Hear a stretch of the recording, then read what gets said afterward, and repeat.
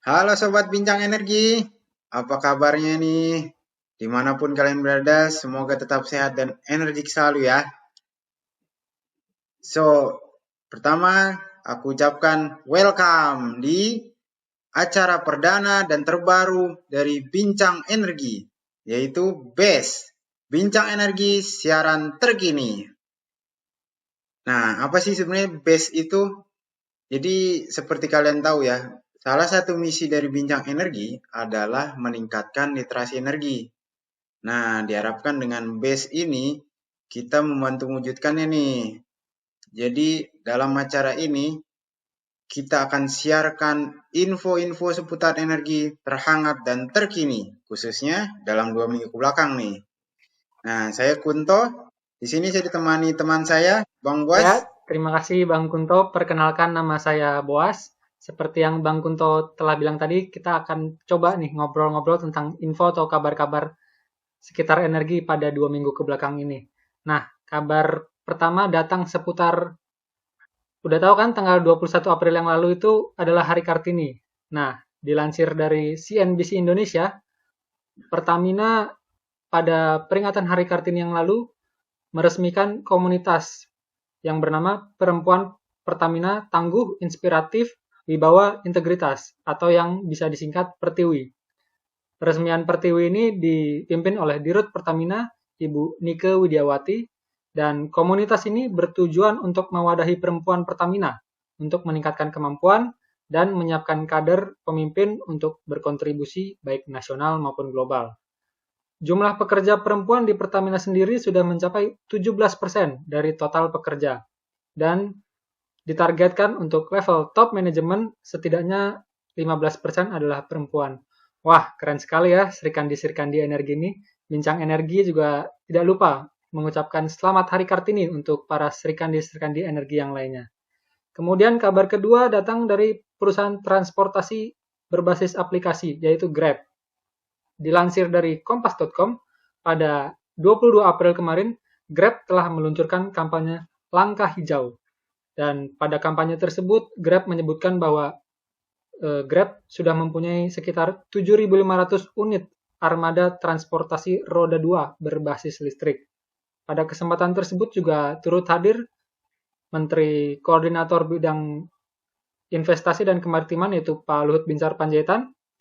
Pak Luhut menyampaikan bahwa kampanye ini sejalan dengan target pemerintah Indonesia, ya, di mana tersedianya 2 juta motor listrik pada tahun 2025. Beliau juga berpesan atau meminta agar penyedia transportasi lainnya untuk mengikuti langkah Grab yang sudah baik. Nah, kalau tadi kita sudah dengar ya gimana tentang motor listrik mungkin ya. Gimana sih kira-kiranya Bang tentang motor listrik atau kendaraan listrik di Indonesia sendiri itu sebetulnya Bang? Nah, keren banget tuh kalau memang ada target 2 juta ya. Karena memang ternyata nih ya, sampai April tahun ini tercatat sudah ada 122 charging station di Indonesia nih. Jadi sebenarnya sistem infrastruktur pendukungnya sudah ada. Dan bahkan ya, kata Menteri SDM, ternyata tuh tarif listrik di charging station kita termasuk yang paling rendah di dunia. Jadi sekitar 1.500 sampai 2.600 per kilowatt hour aja.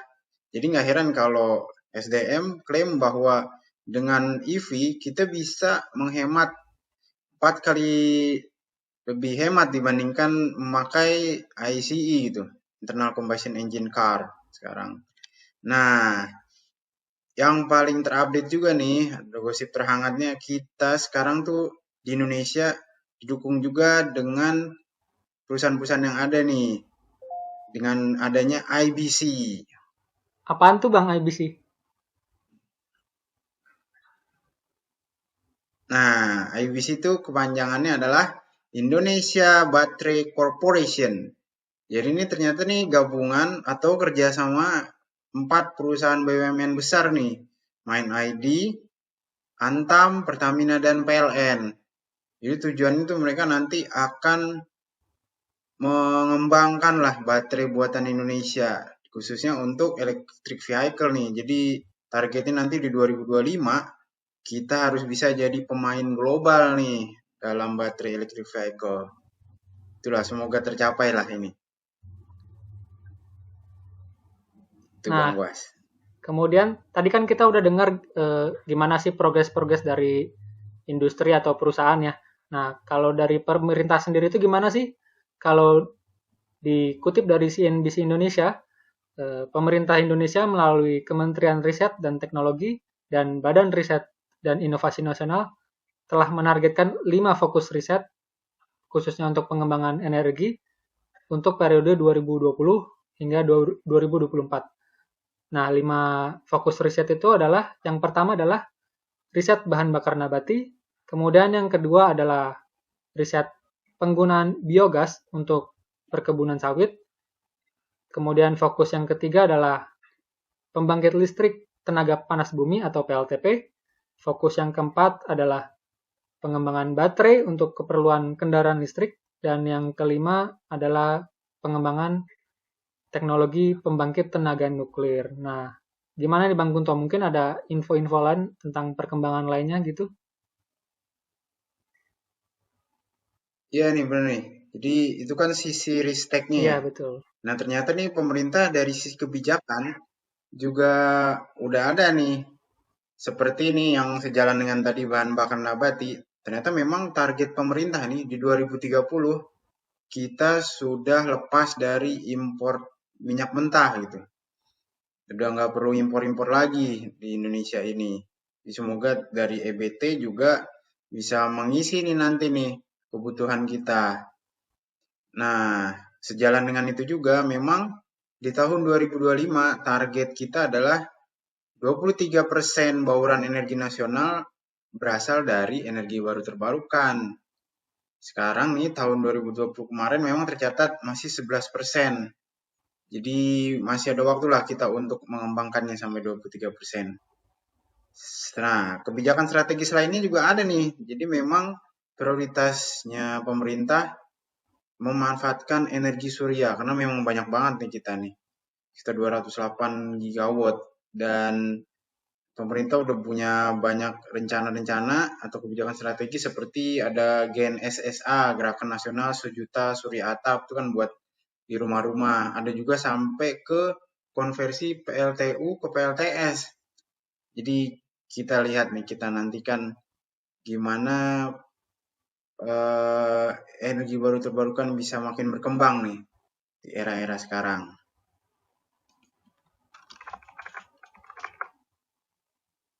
Oh iya, dan satu lagi. Jadi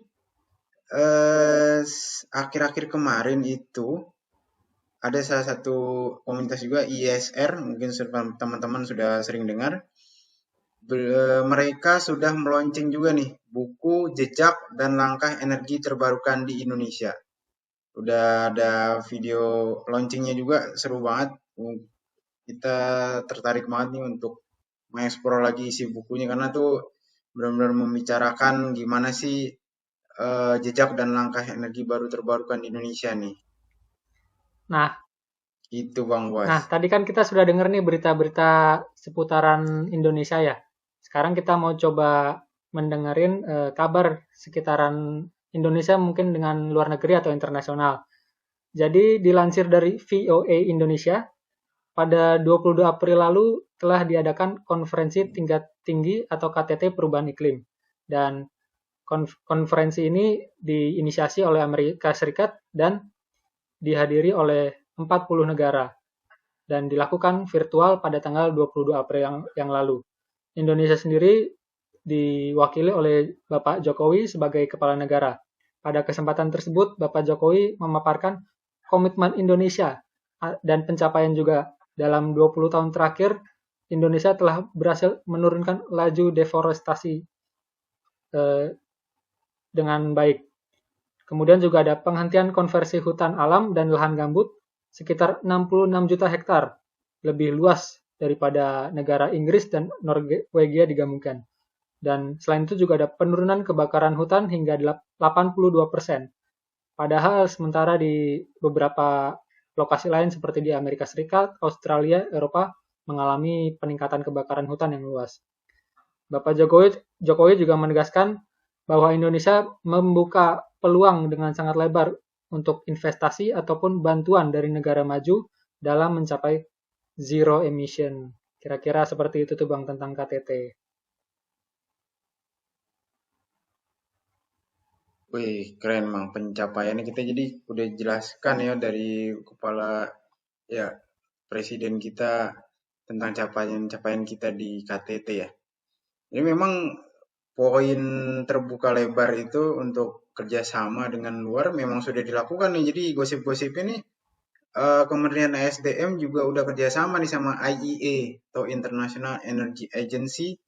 Ya itu agensi terkenal ya untuk riset-riset tentang energi untuk mendukung transisi energi kita nih. Tentunya pasti mendukung nantinya Paris Agreement tadi ya. Jadi semoga aja dengan kerjasama kita ini bisa makin percepat lah transisi energi di Indonesia dan memberikan hasil yang terbaik lah untuk energi kita gitu. Nah, di sisi lain ada juga kemarin disebutkan oleh Pak Jokowi tentang Green Industrial Park nih katanya nih. Mau dibikin Green Industrial Park di Kalimantan Utara. Kok bisa disebut green tuh maksudnya gimana ya? Green tuh Pernah dengar gimana ya Bos Bang? Green? Iya. Nah, iya ternyata pas kita lihat-lihat lagi maksudnya di sini industri di sana itu nantinya akan dilistriki oleh sebagian besarnya dari pembangkit listrik energi terbarukan nih yaitu hydropower plant dari Sungai Kayan katanya itu targetnya bisa sampai 7.000 megawatt. Jadi kita nantikan banget nih hasilnya ya. Wah, keren banget ya ternyata. Dan setelah kita dengerin juga ternyata 2 minggu ke belakang ini sangat banyak ya kabar-kabar atau info-info menarik di seputaran energi. Jadi saya sendiri dan mungkin teman-teman pasti jadi penasaran kan, mungkin ke depan atau sekitar 2 minggu lagi ada apa aja sih nanti. Nah, mungkin nanti kita bisa bertemu lagi. Jangan lupa untuk terus ikuti BEST ini ya. Gimana Bang? Iya nih bener banget bener banget. Penting banget nih. Semoga bermanfaat buat teman-teman sekalian. Jadi kami tutup untuk saat ini. Sekian dari kami. Saya Kunto Bincang Energi. Saya Boas Bincang Energi. Tidak lupa kami sampaikan tingkatkan kesadaran akan pentingnya budaya hemat energi demi tercapainya masa depan yang berkelanjutan. Salam energi berkelanjutan.